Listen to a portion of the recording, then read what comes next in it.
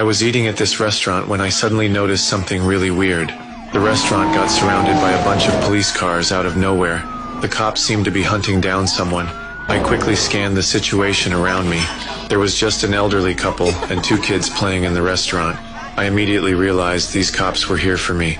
Without any hesitation, I put down my fork, paid my bill, then I placed both hands on the table. Right at that moment, 2 fully armed officers burst through the door. Police! Don't move! Don't move! Don't move! Don't move! You're gonna slide out from behind that booth, nice and slow.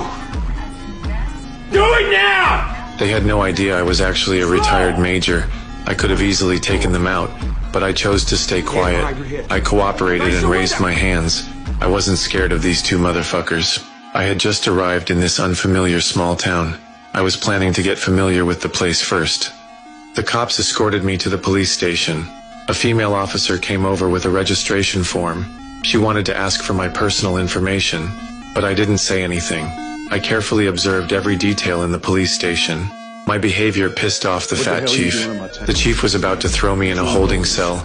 At the crucial moment, a black detective stopped the chief. This detective seemed more polite. He took me into a conference room alone. He explained why they arrested me. Last night, a brutal murder happened in town. The victim was shot twice in the back of the head with 9mm bullets at close range. After confirming the target was dead, the killer not only picked up the shell casings, but also beat the victim for a long time. Finally, he casually covered the body with a flat piece of cardboard. This morning, a witness claimed they saw me near the crime scene, so they decided to arrest me. After hearing the detective's description, I decided to defend myself. I didn't kill anybody. At least not recently. And not in this town.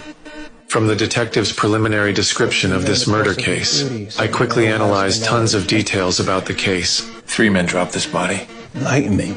Shooter was someone who knows firearms well. Bullets were small caliber, 9mm, 95 grain, that's subsonic. A silencer was used. He also knew enough to pick up his brass. This wasn't a first-timer. This was someone who knew how to conduct a quiet, effective kill. Okay, go on. You're also looking for a psycho who'd beat up a body post-mortem. Someone completely unhinged. Totally different profile from your professional shooter. Something wrong? No. You said there were 3. Your psycho isn't suddenly going to be rational enough to know he has to hide the body, and your meticulous shooter isn't going to do a sloppy job with roadside cardboard. Though the 3rd guy's so worried about getting out of there, he grabs some nearby debris and just lays it across the corpse. You said the victim was big, so most likely his feet were sticking out, and that's how he got spotted. Tall people never have enough room for their feet. Interesting theory. After hearing my analysis, the detective totally agreed with my reasoning, but he still questioned my motive for being at the crime scene this morning. I had to explain to him. I just happened to get off at the nearby bus station. I'm from out of town. The reason I came to this small town was to pay respects to a blind blues singer. The police only found a toothbrush on me, a French war medal, and $200. My belongings were pretty basic. I traveled 900 kilometers to mourn the deceased. He thought I might be lying. Therefore, until they found key evidence, they decided to detain me temporarily. Later, the female officer looked up my personal file. After seeing my real background, they were all shocked. West Point graduate, Silver Star. Defense Superior Service Medal, Legion of Merit, Soldier's Medal, Army Commendation Medal, Bronze Star, a 2nd Silver Star, and a Purple Heart. That wasn't even all of it. I had also served as military police for a while. My record during service was pretty terrifying too. You want to hear his MP numbers? No. Over 150 closed cases, all successful prosecutions, more than 20 fugitives captured. What in God's name does a guy like that doing in Margrave? What's a guy like that doing in jail? Later, the police thought I had a pretty impressive background and amazing reasoning abilities. They wanted me to help them with the autopsy.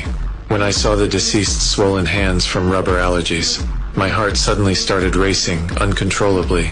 Then, I didn't wait for the coroner to finish talking. I directly stated information that even the coroner didn't know.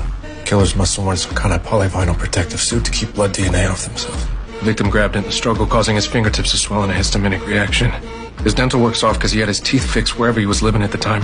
Broke his right arm when he was 8, had it set in Berlin. Had his tonsils taken out at 10 in Seoul. When I saw the body, my guess was right. This victim was actually my brother I hadn't seen in years. We were wrestling. I pinned him against the stove.